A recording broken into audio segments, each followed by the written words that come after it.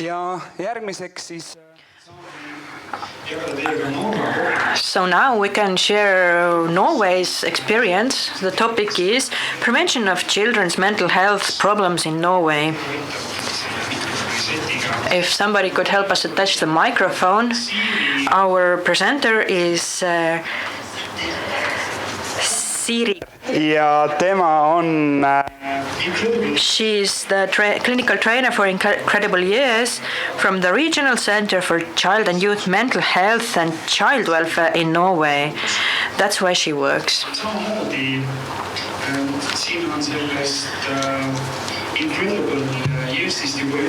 We've already talked about this incredible years.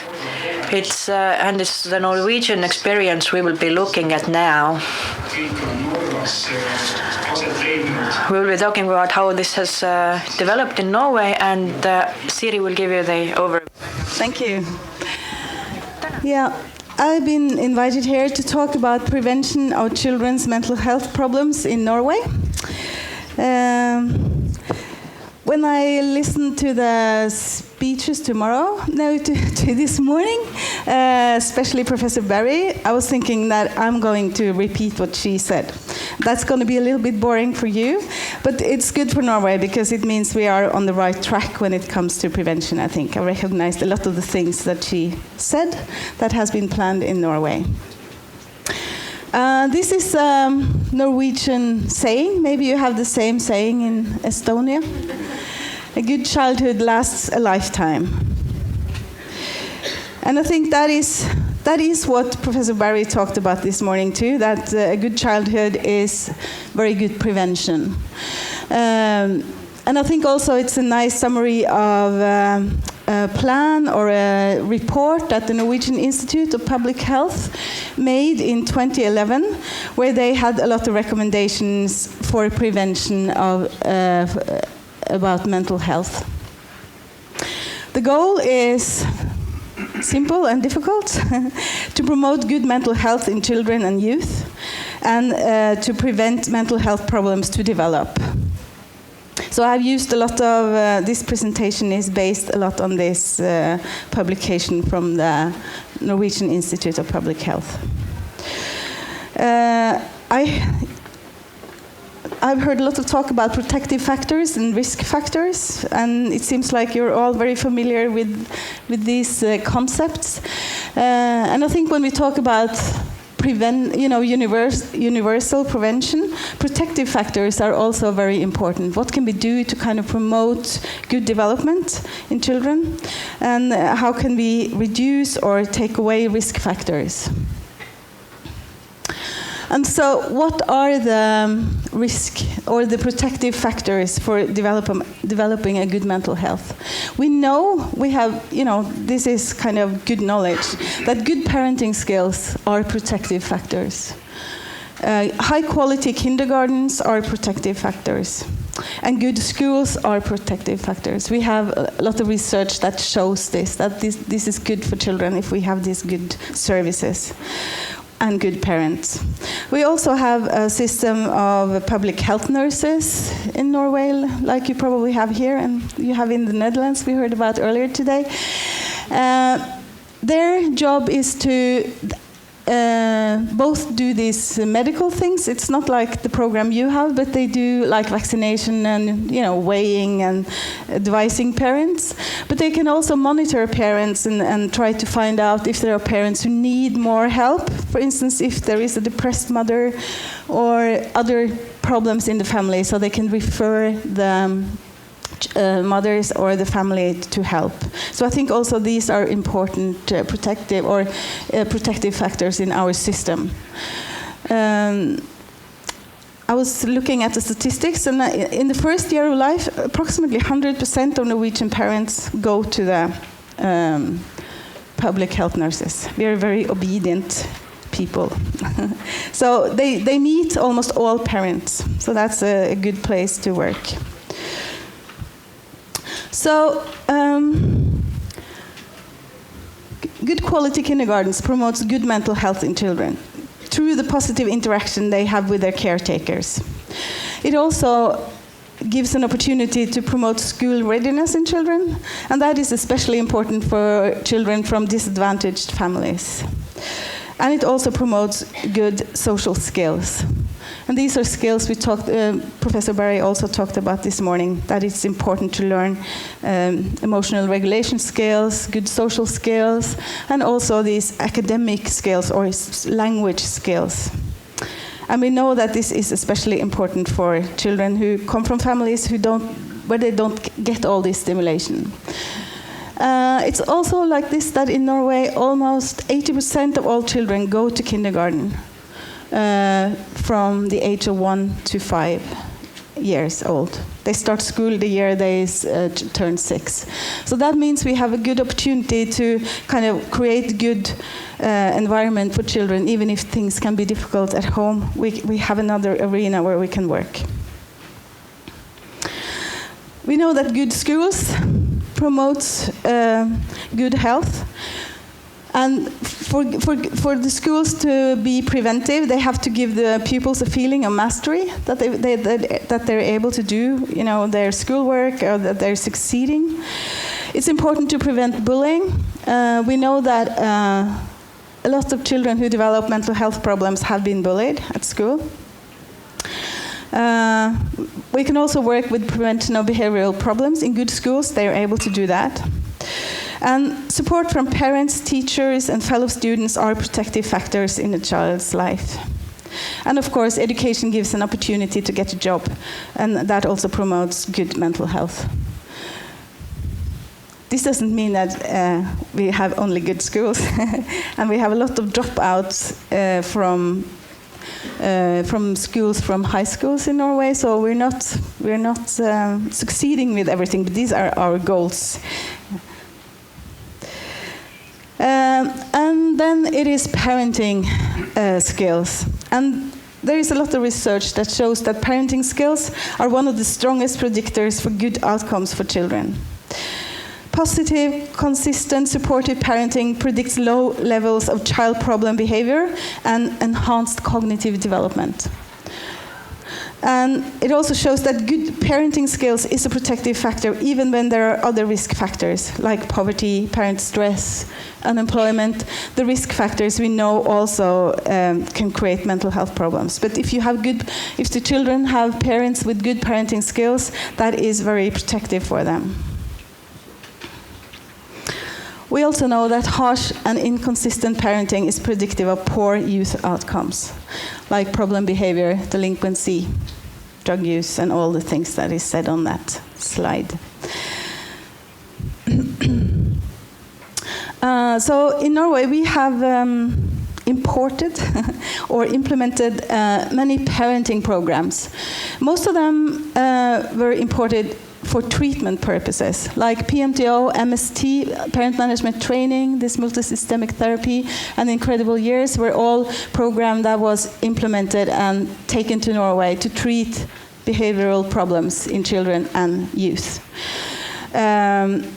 Circle of Security is a program for to work with attachment problems. We have implemented that. We have this ICDP program, which is a universal program. And we also have this Martimeo. I don't know, people from Holland maybe know that? Yeah, you're nodding. Yeah. It's a video interaction guidance program.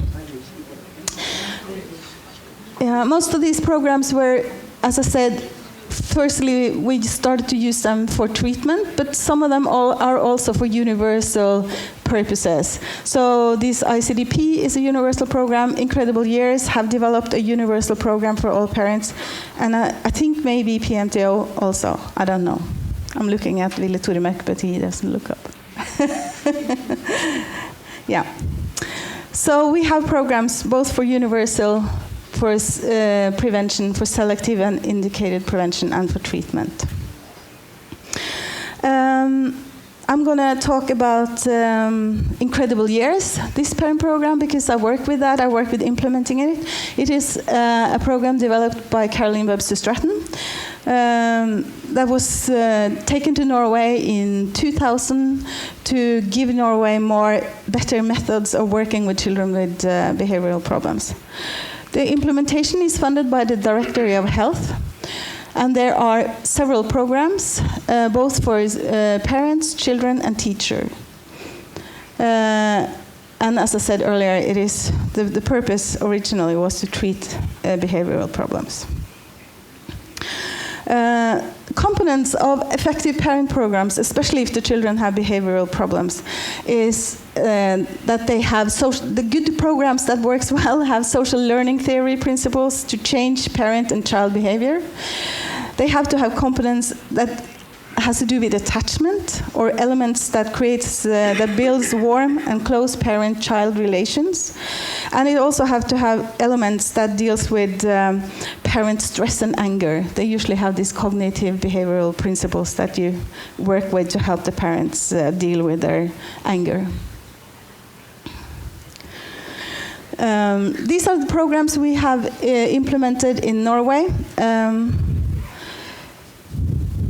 You see at the bottom line is the parent programs. The writing is very small.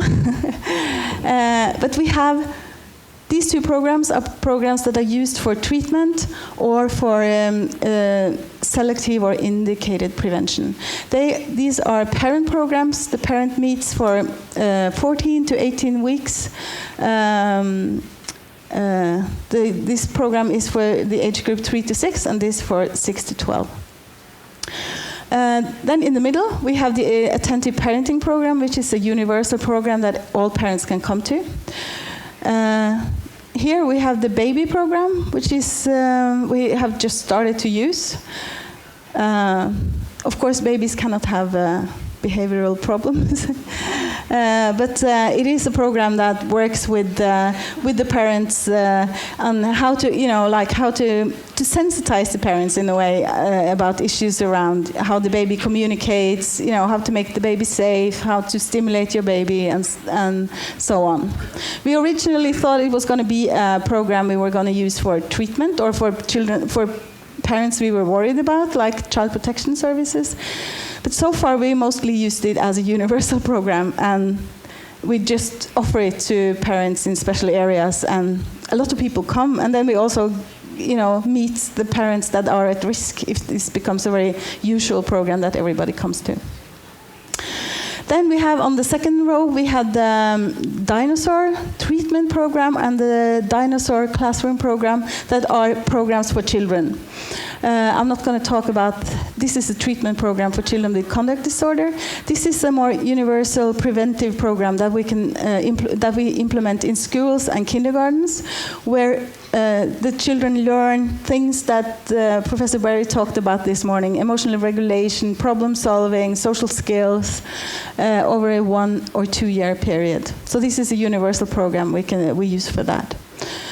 And then we have the Teacher Classroom Management Program, which is a program to help teachers know how to lead in the classroom to treat children with behavioral problems, but also we're teaching them the same things as we teach the parents: how to get a good relationship with the students, how to manage the classroom, how to encourage the students, and how to set limits.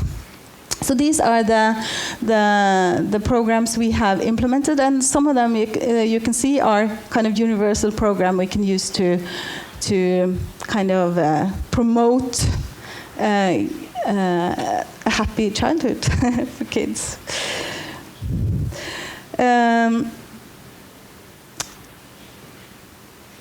This Incredible Year Parent Program as a universal intervention was made after Norwegian researcher Charlotte Retz tried out, did the research on how Incredible Year Parent Training could be used as universal intervention by using just a low dosage of the program.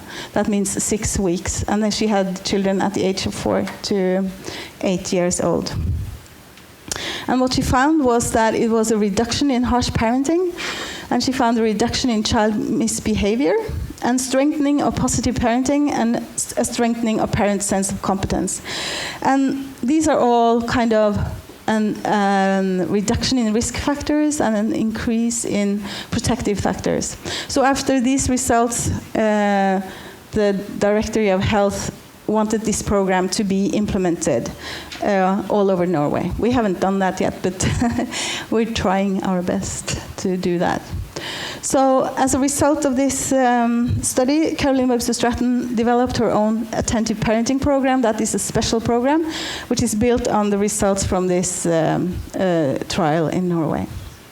So that is a universal program to support parents, help them develop good parenting skills. This is my last slide. I'm just going to tell you how we have implemented the programs in Norway, the Incredible Year programs, but it's also the same way all kind of help for children are organized in Norway. You see at the bottom of this pyramid you have the normal range children who doesn't have any special problems. They can use universal prevention programs, or they go to the public health nurse and they go to the school and they use all the usual public services. And most of the kids are fortunately down here. They have a good life. Then further up we have the indicated and selective prevention, where we have children who have started to develop problems, or that they live in an environment that can lead to them developing problems, and then they will have incredible years if they have that in a community. As a preventive, but with a long program. And at the top, we have the diagnosed children, and they are treated at the mental health clinics. So we have, if you have a conduct disorder or ADHD, and you're referred to a clinic that do Incredible Years, you have like an 18-week program. You supervise the school, and you also have the Dinosaur school, so the children can learn this. Social skills and emotional regulation. So, yeah, that's all I wanted to say. And he said 1 minute, so that was good. Okay, thank you.